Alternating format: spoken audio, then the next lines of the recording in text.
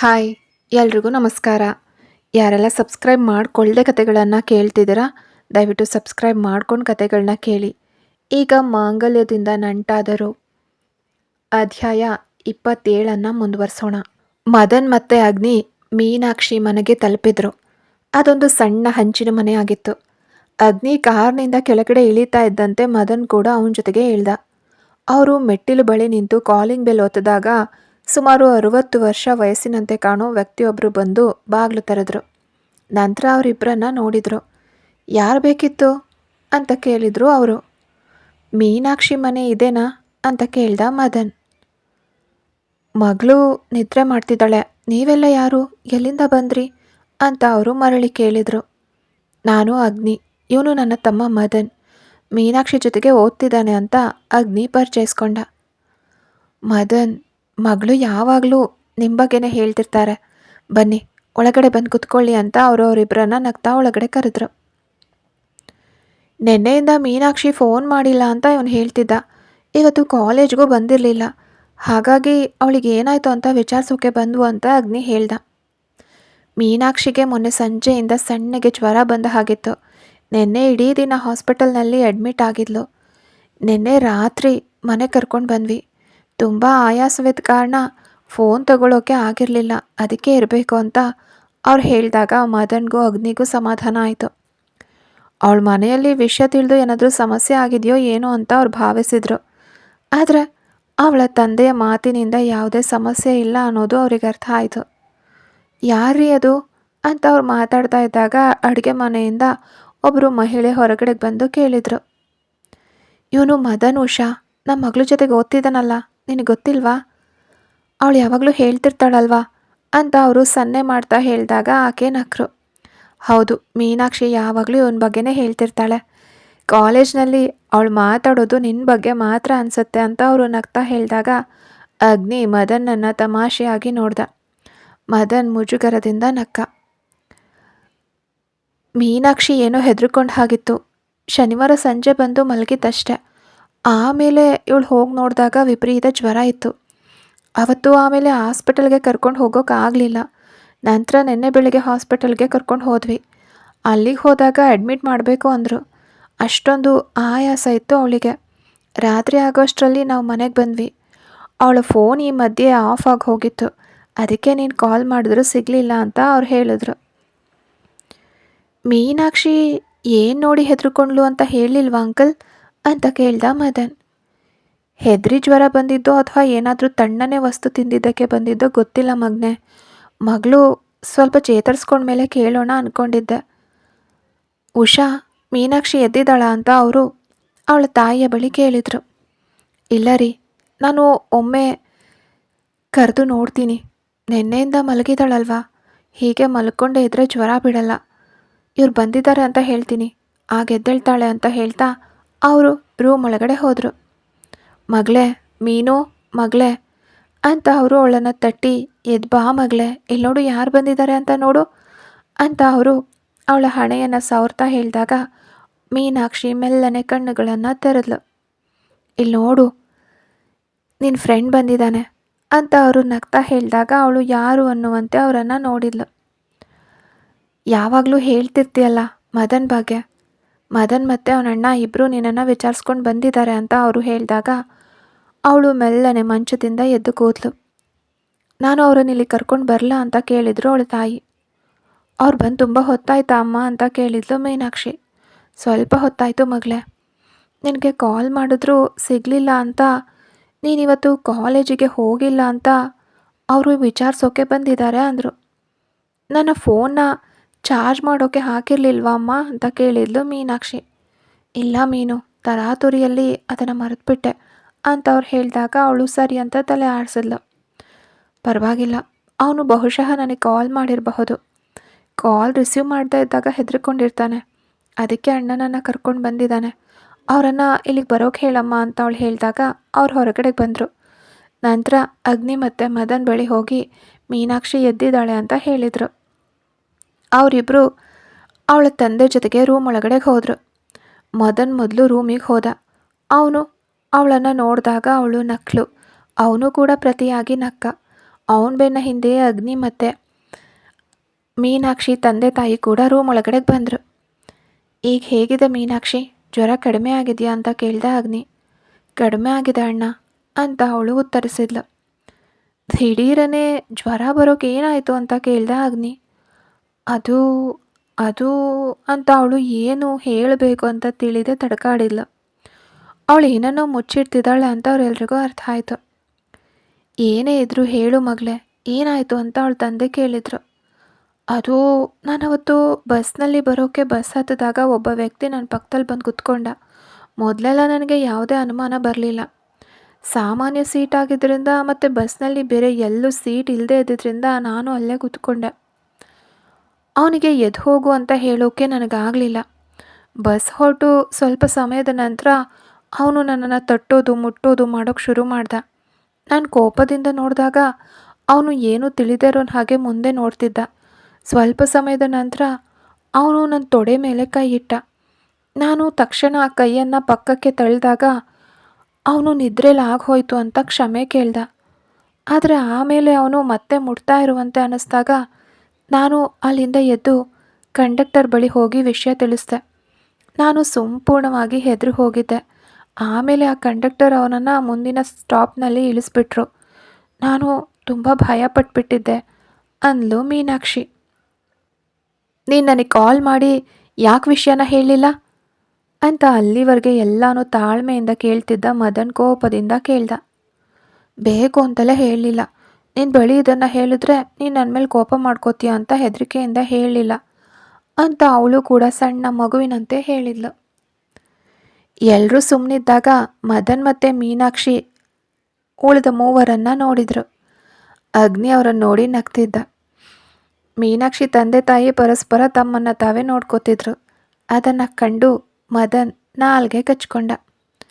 Uncle aunty, ನಾನೊಂದು ವಿಷಯನ ಮುಕ್ತವಾಗಿ ನಿಮ್ಮ ಹತ್ರ ಹೇಳ್ತೀನಿ. ನನ್ನ ತಮ್ಮನಾದ ಇವನಿಗೆ ನಿಮ್ಮ ಮಗಳು ಇಷ್ಟ ಆಗಿದ್ದಾಳೆ ಅಂತ ಅಗ್ನಿ ಹೇಳಿದಾಗ ಅವರಿಬ್ಬರು ಪರಸ್ಪರ ನೋಡಿ ನಕ್ಕರು. ನಮಗಿದು ಗೊತ್ತಿತ್ತು ಅನ್ನುವಂತೆ ಅವಳ ತಂದೆ ನಗ್ತಾ ಹೇಳಿದಾಗ ಈ ಬಾರಿ ಅಗ್ನಿ ಮತ್ತು ಮದನ್ ಇಬ್ಬರು ಆಶ್ಚರ್ಯಚಕಿತರಾದರು. ಕಾಲೇಜು ಶುರುವಾಗಿ ಕೆಲವು ದಿನಗಳು ಕಳೆದಾಗ್ಲಿಂದ ನಾವು ಕೇಳ್ತಾ ಇರೋ ಹೆಸರು ಮದನ್ ಅಂತ.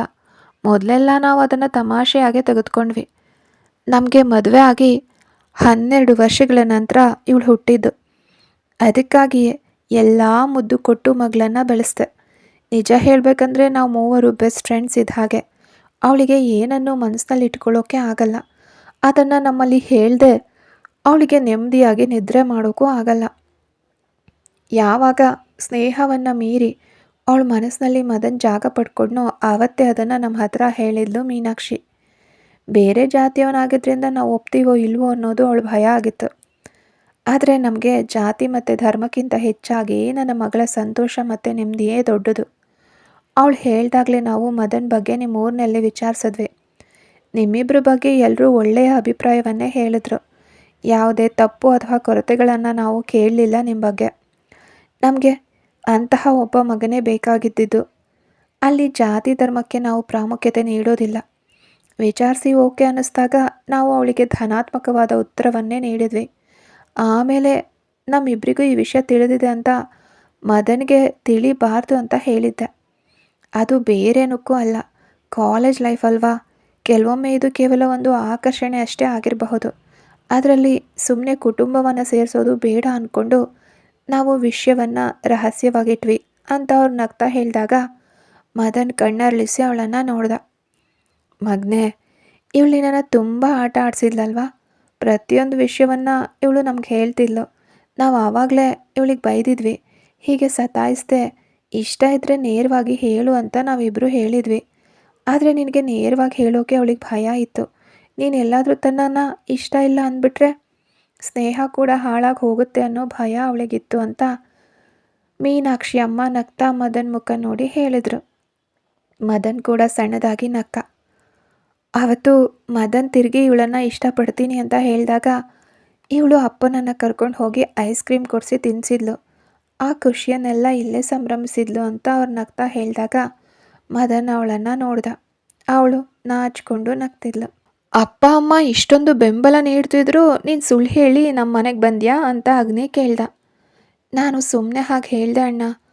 ನಾನು ಮನೇಲಿ ಹೇಳಿ ಬಂದಿದ್ದೀನಿ ಅಂತ ಗೊತ್ತಾದರೆ ಇವರಿಗೂ ಎಲ್ಲ ಗೊತ್ತಿರುತ್ತೆ ಅಂತ ನೀವು ಅಂದ್ಕೊಳ್ತೀರಲ್ವಾ, ಅದಕ್ಕೆ ಸುಳ್ಳು ಹೇಳಿದೆ.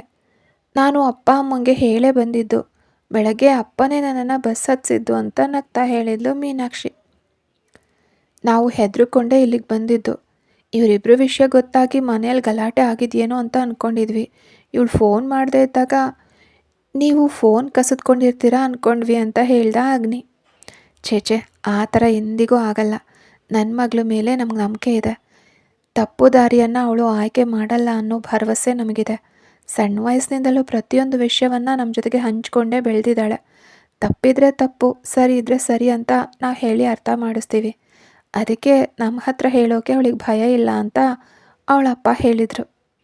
ಅಗ್ನಿಗೆ ಅವ್ರ ಮಾತು ಕೇಳಿ ಗೌರವ ಬಂತು. ನಿಮ್ಮಿಬ್ಬರಿಗೂ ವಿರೋಧ ಇಲ್ಲ ಅಂದಮೇಲೆ ನಾನು ನನ್ನದೊಂದು ಅಭಿಪ್ರಾಯ ಹೇಳ.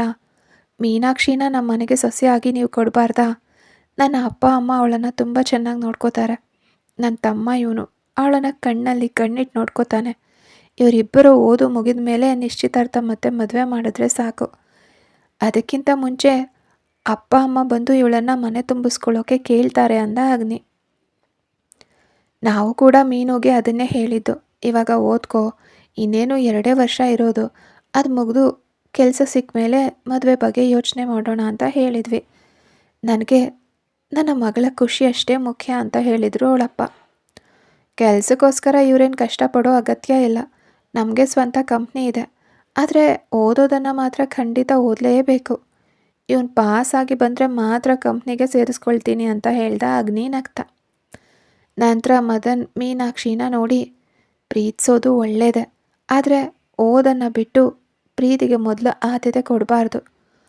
ಓದಿನಲ್ಲಿ ಬೇಜವಾಬ್ದಾರಿತನ ತೋರಿಸ್ಬಾರ್ದು ಅಂತ ಬುದ್ಧಿ ಹೇಳ್ದ ಅಗ್ನಿ.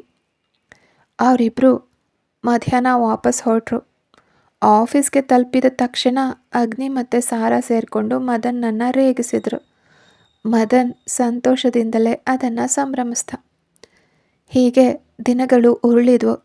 ಮದನ್ ಮತ್ತು ಮೀನಾಕ್ಷಿ ಕಾಲೇಜ್ನಲ್ಲಿ ಸಂತೋಷವಾಗಿ ಪ್ರೀತಿಸ್ತಿದ್ರು. ಇವತ್ತು ವಿಜಯ್ ಮತ್ತು ಶ್ವೇತಾಳ ಮದುವೆ, ಹಾಗೆ ನಂದನ್ ಮದುವೆ ಕೂಡ ಇತ್ತು. ವಿಜಯ್ ಮದುವೆಗೆ ಹೋಗಿ ಸಾಯಂಕಾಲ ನಂದನ್ ಮದುವೆ ಆರತಕ್ಷತೆಗೆ ಹೋಗೋಣ ಅಂತ ಅಗ್ನಿ ಸಾರಾಗೆ ಹೇಳ್ದ. ಸಾರಾ ಕೆಂಪು ಸೀರೆ ಉಟ್ಕೊಂಡು ರೆಡಿ ಆಗ್ತಿದ್ಲು. ದಿಢೀರನೆ ಅವಳ ಹೊಟ್ಟೆ ಮೇಲೆ ಅಗ್ನಿಯ ಕೈಗಳು ಬಂದವು. ಅವಳು ತಲೆ ಓರೆ ಮಾಡಿ ನೋಡಿದಾಗ ಅಗ್ನಿ ನಕ್ಕ. ಸರ್ಸ ಆಡೋಕೆ ನಿಲ್ಲದೆ ಆ ಕಡೆ ಜರುಗು, ಇವಾಗಲೇ ತಡ ಆಯಿತು ಅಂತ ಸಾರಾ ಹೇಳಿದ್ರು. ಅಗ್ನಿ ಅವಳನ್ನು ಗಟ್ಟಿಯಾಗಿ ಹಿಡ್ಕೊಂಡು ಅವಳ ಕತ್ತಿನ ಹಿಂಭಾಗಕ್ಕೆ ಮುತ್ತಿಟ್ಟ. ಅಗ್ನಿ ಆ ಕಡೆ ಜರುಗು, ನಾನು ರೆಡಿ ಆಗಬೇಕು ಅಂತ ಅವಳು ತಡೆದ್ರು. ಅವನು ಕೇಳದೆ ಅವಳನ್ನು ತನ್ನತ್ತ ಎಳ್ಕೊಂಡು ಅವಳ ತುಟಿಗೆ ಮುತ್ತಿಟ್ಟ. ಇಷ್ಟನ್ನಾದರೂ ಪಡಿದೇ ಇದ್ರೆ ನನಗೆ ನೆಮ್ಮದಿಯಿಂದ ಮದುವೆಲಿ ನಿಲ್ಲೋಕ್ಕಾಗಲ್ಲ ಅಂತ ನಕ್ಕ ಅಗ್ನಿ. ಅವಳು ಕೂಡ ತುಂಟತನದಿಂದ ಅವನ ಶರ್ಟ್ ಹಿಡಿದು ಅವನ ಕತ್ತಿಗೆ ಗಟ್ಟಿಯಾಗಿ ಕಚ್ಚಿದ್ಲು ಸಾರಾ. ಅವನು ಅವಳನ್ನು ಹಿಡಿಯೋಕೆ ಬಂದಾಗ ಅವಳು ರೂಮ್ನಲ್ಲೆಲ್ಲ ಓಡಾಡಿದ್ಲು. ಅವನು ಸಾರಾ ಸೀರೆ ಸೆರಗು ಹಿಡಿದು ಎಳೆದಾಗ ಪಿನ್ ಕಳಚಿ ಬಿದ್ದಿತ್ತು. ಅಗ್ನಿ ಸಾರಾಳನ್ನು ಎತ್ತಿ ಬೆಡ್ ಮೇಲೆ ಹಾಕಿ ಅವಳ ಮೇಲೆ ವಾಲ್ದ. ಅಗ್ನಿ ಆಟ ಆಡದೆ ಜರುಗು, ಟೈಮ್ ಆಯಿತು ಅಂತ ಅವಳು ನಗ್ತಾ ಅವನನ್ನು ತಳೆದಾಗ ಅವನು ಅವಳ ಕತ್ತಿನಲ್ಲಿ ಮುಖ ಹೊದಗಿಸ್ದ. ಅವಳು ನಿಟ್ಟುಸಿರು ಬಿಟ್ಟು ಅವನನ್ನು ಗಟ್ಟಿಯಾಗಿ ಅಪ್ಕೊಂಡ್ಳು. ಆಗ ಅಗ್ನಿ ನಗ್ತಾ ಅವಳ ಕೆನ್ನೆಗೆ ಮುತ್ತಿಟ್ಟು, ನನ್ನ ಜೊತೆಗೆ ಆಟ ಆಡಿದ್ರೆ ಹೀಗೆ ಇರುತ್ತೆ, ಕೇಳಿಸ್ತಾ ಸಾರಾ ಅಂತ ಅವನು ತಮಾಷೆಯಾಗಿ ಹೇಳಿದಾಗ ಅವಳು ಅವನನ್ನೇ ನೋಡಿದ್ಲು. ನಂತರ ಅಗ್ನಿ ನಗ್ತಾ ಎದ್ದು ನಿಂತ.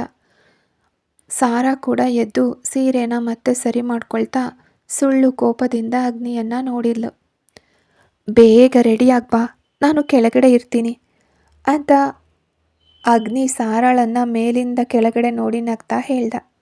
ಹೋಗೋ ದುಷ್ಟ ಅಂತ ಅವಳು ತುಂಟತನದಿಂದ ಹೇಳಿದ್ದಕ್ಕೆ ಅಗ್ನಿ ನಗ್ತಾ ಕೆಳಗಡೆ ಹೋದ. ಸಾರಾ ಸೀರೆನ ನೀಟಾಗಿ ಉಟ್ಕೊಂಡು ಅವಳು ಕೂಡ ಕೆಳಗಡೆಗೆ ಬಂದಳು.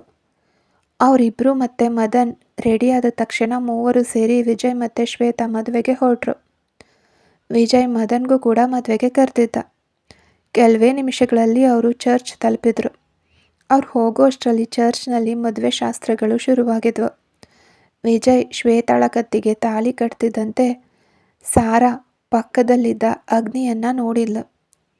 ಅವನು ಸಾರಾನ ನೋಡಿ ಕಣ್ಣು ಮಿಟುಕಿಸ್ದ. ಚರ್ಚ್ ಶಾಸ್ತ್ರಗಳೆಲ್ಲ ಮುಗಿದ ಮೇಲೆ ಸಾರಾ ಮತ್ತು ಅಗ್ನಿಯ ಬಳಿ ವಿಜಯ್ ಮತ್ತು ಶ್ವೇತಾ ಬಂದರು. ನೀವು ಬರಲ್ಲ ಅಂತ ಅಂದ್ಕೊಂಡಿದ್ದೆ. ಇವತ್ತು ಸಾರಾ ಫ್ರೆಂಡ್ ಮದುವೆ ಕೂಡ ಇತ್ತಲ್ವಾ, ನಿಮ್ಮನ್ನು ಕಾಣದೇ ಇದ್ದಾಗ ಅಲ್ಲಿ ಹೋಗಿದ್ದೀರಾ ಅಂತ ಅಂದ್ಕೊಂಡೆ ಅಂತ ವಿಜಯ್ ನಗ್ತಾ ಹೇಳ್ದ. ಹೋಗೋ, ನಮ್ಮ ನಡುವೆ ಇರೋ ಸಂಬಂಧ ಅಷ್ಟೇನಾ?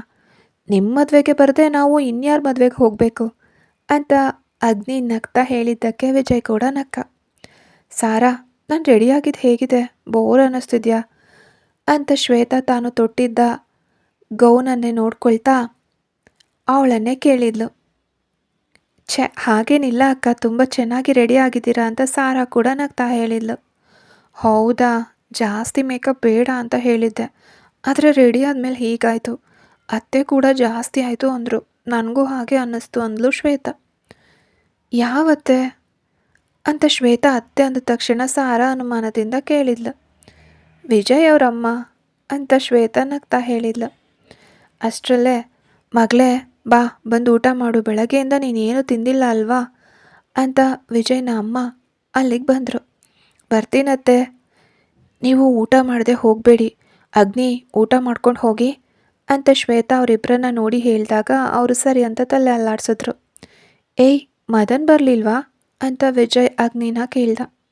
ಬಂದ ಕಣೋ, ಕಾಲೇಜ್ನಲ್ಲಿ ಓದ್ತಿದ್ದ ಯಾರೋ ಫ್ರೆಂಡ್ ಸಿಗ್ತಾ ಅಂತ ಆ ಕಡೆಗೆ ಹೋದ ಅಂತ ಅಗ್ನಿ ನಗ್ತಾ ಹೇಳ್ದ. ಅವನೇ ಪುಣ್ಯವಂತ, ಹುಡುಗಿ ಕೂಡ ಸೆಟ್ ಆಗಿದ್ದಾಳೆ. ಓದ್ ಮುಗಿದ ತಕ್ಷಣ ಒಳ್ಳೆ ವಯಸ್ಸಿನಲ್ಲಿ ಮದುವೆನೂ ಆಗಬಹುದು. ಈಗ ಹಕ್ಕು ಸಿಕ್ಕಂತೆ ಪ್ರೀತಿಸ್ತಾ ಅಡ್ಡಾಡಬಹುದು. ಅದೃಷ್ಟವಂತ ಅವನು ಅಂತ ವಿಜಯ್ ನಗ್ತಾ ಹೇಳ್ದ. ಅದೆಲ್ಲ ಸುಮ್ಮನೆ ಕಣೋ, ಮದುವೆ ಆದಮೇಲೂ ಪ್ರೀತಿಸಬಹುದು, ಅದು ಒಂದು ಬೇರೆಯದೇ ಅನುಭವ ಅಂತ ಸಾರಾ ಕೂಡ ನಗ್ತಾ ಹೇಳಿದ್ದಕ್ಕೆ ಅವರಿಬ್ಬರು ನಕ್ಕರು. ಹಾಗಾದರೆ ನೀವು ಊಟ ಮಾಡಿ, ನಾವು ಆ ಕಡೆ ಹೋಗ್ತೀವಿ, ಇಲ್ದಿದ್ರೆ ಅಮ್ಮ ಕೋಪ ಮಾಡ್ಕೊಳ್ತಾರೆ ಅಂತ ವಿಜಯ್ ನಗ್ತಾ ಹೇಳಿದ್ದಕ್ಕೆ ಅಗ್ನಿ ಮತ್ತು ಸಾರಾ ಸರಿ ಅಂತ ತಲೆ ಆಡಿಸಿದ್ರು. ಮದುವೆ ಮುಗಿಸಿ ಅವರು ಮನೆಗೆ ವಾಪಸ್ ಬಂದರು. ಸ್ವಲ್ಪ ಹೊತ್ತು ರೆಸ್ಟ್ ತಗೊಂಡು ನಂತರ ನಂದನ್ ಮದುವೆಗೆ ಹೊರಟರು ಇಬ್ಬರು. ಸಾರಾ ಅಂತ ಕಾರ್ನಲ್ಲಿ ಹೋಗುವಾಗ ಅಗ್ನಿ ಅವಳನ್ನು ಕರೆದ. ಅವಳು ಏನು ಅಂತ ಅವನನ್ನು ನೋಡಿದ್ಲು. ನಿನ್ನ ನಂದನ್ ಅಣ್ಣನನ್ನು ನೋಡೋಕೆ ಹೋಗ್ತಿದ್ಯಾ ಅಲ್ವಾ ಅಂತ ಅಗ್ನಿ ನಗ್ತಾ ಸಾರಾನ ರೇಗಿಸ್ದ. ನನ್ನ ನಂದನ್ ಅಣ್ಣನ ಅಂತ ಸಾರಾ ಸುಳ್ಳು ಕೋಪದಿಂದ ಕೇಳಿದ್ಲು. ಅಣ್ಣ ಅಲ್ವಾ ಅಂತ ಅಗ್ನಿ ನಗ್ತಾ ಹುಬ್ಬೇರಿಸ್ದ.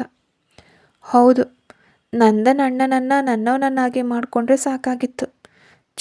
ಈಗ ಹೇಳಿ ಏನು ಪ್ರಯೋಜನ? ನಂದನ್ ಅಣ್ಣ ಬೇರೆ ಮದುವೆ ಆಗಿ ಹೋದ್ರಲ್ಲ, ಇಲ್ದಿದ್ದರೆ ನೋಡಬಹುದಿತ್ತು ಅಂತ ಸಾರಾ ಅಗ್ನಿನ ಓರೆಗಣ್ಣಿನಿಂದ ನೋಡ್ತಾ ಹೇಳಿದಾಗ ಅವನು ಅವಳ ನಡುಭಾಗಕ್ಕೆ ಚಿವುಟ್ದ. ದುಷ್ಟ, ಯಾಕೆ ಹೀಗೆ ನೋವು ಮಾಡ್ತಿದ್ಯಾ? ಬೆಳಗ್ಗೆಯಿಂದ ಚೂಟ್ ಹಾಕೋದು ಕಚ್ಚೋದು ಮಾತ್ರವೇ ಆಗಿದೆ. ಏನಾದರೂ ಹುಚ್ಚಿಡ್ದಿದ್ಯಾ ಅಗ್ನಿ ಅಂತ ಅವನು ಚಿವುಟಿದ ಜಾಗವನ್ನು ಸವರ್ತಾ ಕೇಳಿದಾಗ ಅಗ್ನಿ ನಕ್ಕ. ನಿನಗೆ ನಾನು ಬೇಡ ಅಲ್ವಾ, ನಂದನ್ ಬೇಕಿತ್ತಲ್ವಾ ಅಂತ ಅಗ್ನಿ ಮುನಿಸು ಥರ ನಟಿಸ್ತಾ ಹೇಳಿದ್ದಕ್ಕೆ ಸಾರಾಗೆ ನಗು ಬಂತು. ಅಗ್ನಿ ಮುಖ ಉಬ್ಬಿಸ್ಕೊಂಡು ಕೂತಿದ್ದ. ಈಗ ನೋಡೋಕೆ ತುಂಬ ಚೆನ್ನಾಗಿದೆಯಾ ಅಂತ ಸಾರಾ ನಗ್ತಾ ಹೇಳಿದಾಗ ಅಗ್ನಿ ಸುಳ್ಳು ಕೋಪದಿಂದ ಅವಳನ್ನು ನೋಡ್ದ. ಅವಳು ನಗ್ತಾ ಅವನ ಬಲಕೆನ್ನೆಯ ಮೇಲೆ ಕೈ ಇಟ್ಟು ಎಡಕೆನ್ನೆಗೆ ಗಟ್ಟಿಯಾಗಿ ಮುತ್ತಿಟ್ಲು. ಅದು ಸಿಕ್ಕಿದ ತಕ್ಷಣ ಅವನ ಉಬ್ಬಿದ್ದ ಮುಖ ಬದಲಾಗಿ ಮುಗುಳು ನಗು ಅರಳಿತ್ತು. ನನಗೆ ನನ್ನ ಈ ಅಗ್ನಿನೇ ಸಾಕು ಅಂತ ಸಾರಾ ನಗ್ತಾ ಹೇಳಿದಾಗ ಅವನು ನಗ್ತಾ ತುಟಿ ಚಾಚಿ ಅವಳಿಗೆ ಮುತ್ತಿಟ್ಟ. 1 ಗಂಟೆ ಪ್ರಯಾಣದ ನಂತರ ಅವರು ನಂದನ್ ಮನೆಗೆ ತಲುಪಿದ್ರು.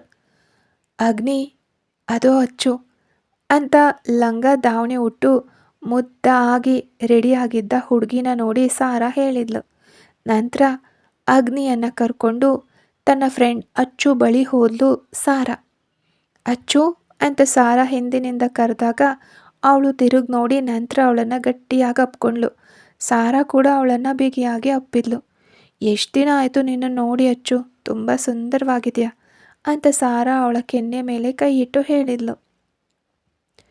ನೀನು ಕೂಡ ತುಂಬ ಬದಲಾಗಿದೆಯಾ ಸಾರಾ, ಚೆನ್ನಾಗಿ ತೂಕ ಬೇರೆ ಹೆಚ್ಚಿಸ್ಕೊಂಡಿದ್ಯಾ ಅಂತ ಅಚ್ಚು ಕೂಡ ತಿರುಗಿ ಹೇಳಿದ್ಲು. ಇವರೇ ನನ್ನ ಅಗ್ನಿ ಅಂತ ಅಗ್ನಿ ಕೈ ಹಿಡಿದು ಅಚ್ಚುವಿಗೆ ಪರಿಚಯಿಸಿದ್ಲು ಸಾರಾ. ಹಾಯ್, ಇವಳು ನಿಮ್ಮ ಫೋಟೋ ತೋರಿಸಿದ್ಲು, ಆಮೇಲೆ ಮೊದಲಿನ ವಿಷಯಗಳನ್ನೆಲ್ಲ ನನ್ನ ಹತ್ರ ಹೇಳಿದ್ಲು. ಏನೇ ಆಗಲಿ ಈಗೆಲ್ಲನೂ ಸರಿ ಹೋಯ್ತಲ್ಲ, ನೀನೀಗ ಖುಷಿಯಾಗಿದೆಯಾ ಅಲ್ವಾ ಅಂತ ಅಚ್ಚು ಸಾರಾ ನನ್ನ ನೋಡಿ ನಗ್ತಾ ಕೇಳಿದ್ಲು. ನನ್ನನ್ನು ನೋಡಿದ್ರೆ ನಿನಗೆ ಹೇಗೆ ಅನ್ನಿಸ್ತದೆ ಅಂತ ಸಾರಾ ಕೂಡ ತಿರುಗಿ ಕೇಳಿದ್ಲು. ನಿನಗೆಷ್ಟು ಸಂತೋಷವಾಗಿದೆ ಅಂತ ನಿನ್ನ ಈ ಮುಖನೇ ಹೇಳ್ತಿದೆ. ನಿಜ ಹೇಳಬೇಕಂದ್ರೆ ಮೊದಲು ನೀನು ನನಗೆ ಫೋನ್ ಮಾಡಿ ಹತ್ತಾಗ ನಾನು ತುಂಬ ಪ್ರಾರ್ಥಿಸಿದ್ದೆ, ನಿನ್ನ ಈ ಬೇಸರ ಎಲ್ಲ ಹೋಗಲಿ ಅಂತ. ನಂದನ್ ಅಣ್ಣನಿಗೆ ಫೋನ್ ಮಾಡಿದಾಗ ಹೇಳ್ತಿದ್ದೆ, ನಂದನ್ ಅಣ್ಣ ನಿನ್ನನ್ನು ಮದುವೆ ಆದರೆ ಸಾಕಾಗಿತ್ತು ಅಂತ. ನನಗಷ್ಟೊಂದು ಬೇಸರ ಆಗಿದ್ದಾಗ. ಆದರೆ ಆಮೇಲೆ ನೀನು ಕಾಲ್ ಮಾಡಿ ಸಂತೋಷದಿಂದ ಎಲ್ಲನೂ ಸರಿ ಹೋಯಿತು ಅಂದಾಗ ನನಗೂ ಸಮಾಧಾನ ಆಯಿತು ಅಂತ ಅಚ್ಚು ನಗ್ತಾ ಹೇಳಿದ್ದಕ್ಕೆ ಅವರು ಕೂಡ ನಕ್ಕರು. ಏನೇ ಆಗಲಿ ಪಾಪ ಸಾರಾಳನ್ನು ಮೊದಲು ಅಣ್ಣ ಸ್ವಲ್ಪ ಬೇಸರಗೊಳಿಸಿದ್ರಲ್ವಾ ಅಂತ ಅವಳು ಸುಳ್ಳು ಕೋಪದಿಂದ ಅಗ್ನಿಯನ್ನು ನೋಡಿ ಕೇಳಿದ್ಲು ಅಚ್ಚು. ಆದರೆ ಎರಡರಷ್ಟು ಪ್ರೀತಿನ ನನಗೆ ಕೊಡ್ತಿದ್ದೀನಲ್ವಾ ಅಂತ ಅಗ್ನಿ ಕೂಡ ನಗ್ತಾ ಉತ್ತರ ನೀಡ್ದ. ಆದರೂ ನನ್ನ ಸಾರಾಳನ್ನು ಪ್ರೀತಿಸದೇ ಇರೋಕೆ ಯಾರಿಗೆ ಸಾಧ್ಯ ಅಂತ ಅಚ್ಚು ನಗ್ತಾ ಅವಳ ಕೆನ್ನೆಗೆ ಕೈಯಿಟ್ಟು ಹೇಳಿದಾಗ ಸಾರಾ ಕಣ್ಣು ಮಿಟುಕಿಸಿದ್ಲು. ನಂದನಣ್ಣ ಎಲ್ಲಿ ಅಂತ ಕೇಳಿದ್ಲು ಸಾರಾ. ತಡಿ, ನಾನು ಇಬ್ಬರನ್ನು ಕರ್ಕೊಂಡು ಬರ್ತೀನಿ ಅಂತ ಹೇಳಿ ಅಚ್ಚು ಹೋಗಿ ನಂದನ್ ಮತ್ತೆ ಅವನು ಮದುವೆ ಆದ ಹುಡುಗಿನ ಕರ್ಕೊಂಡು ಬಂದ್ಲು. ಸಾರಾ ನಂದನನ್ನು ನೋಡಿದ್ಲು. ಗಾಢ ಹಸಿರು ಬಣ್ಣದ ಶರ್ಟ್ ಮತ್ತು ಪಂಚೆ ಉಟ್ಟಿದ್ದ, ಗಡ್ಡ ಸಂಪೂರ್ಣ ಶೇವ್ ಮಾಡಿ ಮೀಸೆ ಮಾತ್ರ ದಪ್ಪಗಿಟ್ಕೊಂಡಿದ್ದ. ಅವನ ಕೈ ಹಿಡಿದು ನಿಂತಿದ್ದ ಹುಡುಗಿಯ ಕಡೆಗೆ ಸಾರಾ ಕಣ್ಣುಗಳು ಹೋದವು. ಬಿಳಿ ಬಣ್ಣದ ಹುಡುಗಿ ಅವಳು. ನಂದನ್ ಶರ್ಟ್ ಬಣ್ಣದ ಲೆಹಂಗಾ ಉಟ್ಟಿದ್ಲು. ಮುದ್ದು ನಗು ಅವಳ ಮುಖದ ಮೇಲಿತ್ತು. ಸುಂದರ ಹುಡುಗಿ.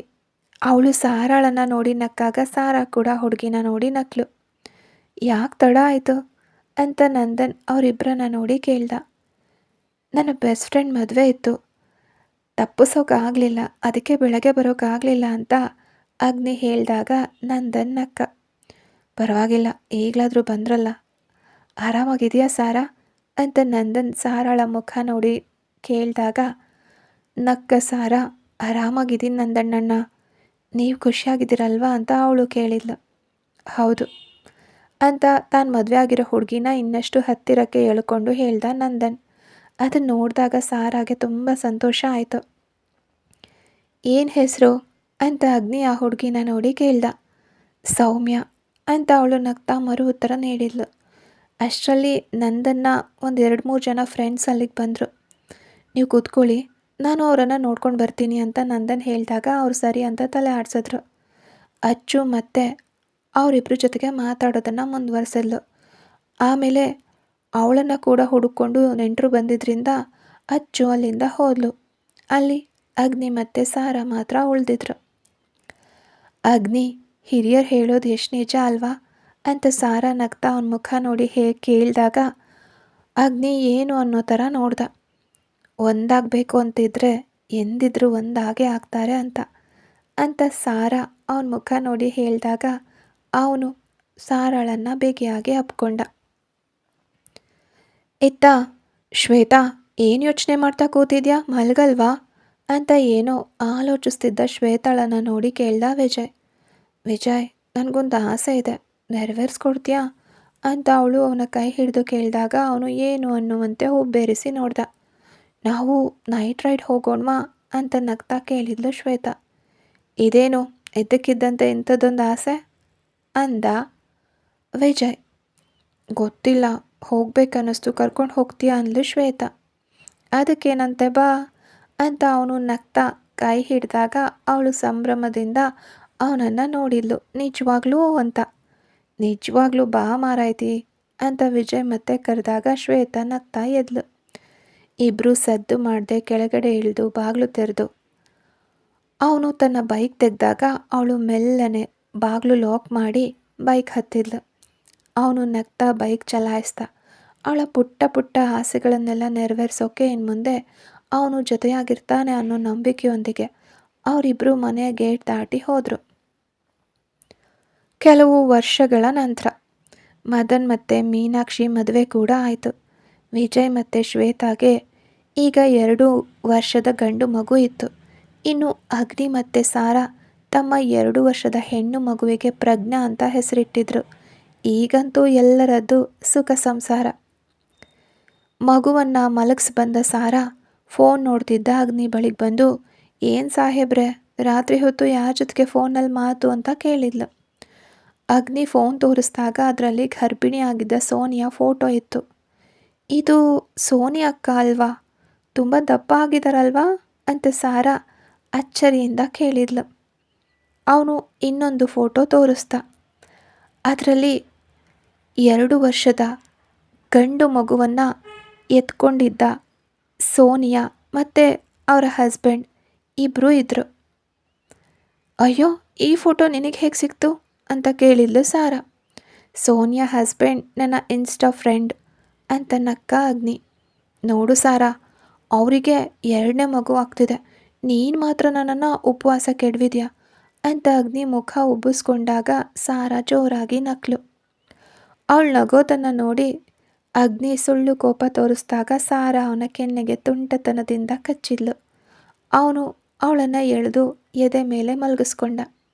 ಅಗ್ನಿ, ಮಗು ನೋಡುತ್ತೆ ಅಂತ ಸಾರಾ ನಿದ್ರೆ ಮಾಡ್ತಿದ್ದ ಮಗುವನ್ನು ತೋರಿಸಿದ್ಲು. ಆಗ ಅಗ್ನಿ ನಗ್ತಾ ಎದ್ದು ದಿಂಬನ್ನು ನೆಲದ ಮೇಲೆ ಹಾಕಿ ಲೈಟ್ ಆಫ್ ಮಾಡಿ ಸಾರಾಳನ್ನು ಎತ್ಕೊಂಡು ನೆಲದ ಮೇಲಿದ್ದ ದಿಂಬಿನ ಮೇಲೆ ಮಲಗಿಸ್ದ. ಇನ್ಮೇಲೆ ಮಗು ನೋಡಲ್ಲ, ಈಗ ಶುರು ಮಾಡೋಣವ ಸಾರಾ ಅಂತ ಅಗ್ನಿ ಮೀಸೆ ತಿರುಗಿದಾಗ ಸಾರಾ ಪ್ರೀತಿಯಿಂದ ಅಗ್ನಿಯನ್ನು ಅಪ್ಕೊಂಡ್ಳು. ಆ ರಾತ್ರಿ ಅವರ ನಗು ಮತ್ತೆ ತುಂಟತನದಿಂದ ತುಂಬಿ ಹೋಯಿತು. ಸಣ್ಣ ಪುಟ್ಟ ಮುನಿಸುಗಳ ನಂತರ ಪ್ರೀತಿಯಿಂದ ಒಂದಾದ ಅವರು ತಮ್ಮ ಮಗಳ ಜೊತೆಗೆ ಸಂತೋಷವಾಗಿ ಬಾಳತೊಡಗಿದ್ರು. ಕತೆ ಇಲ್ಲಿಗೆ ಮುಗೀತು.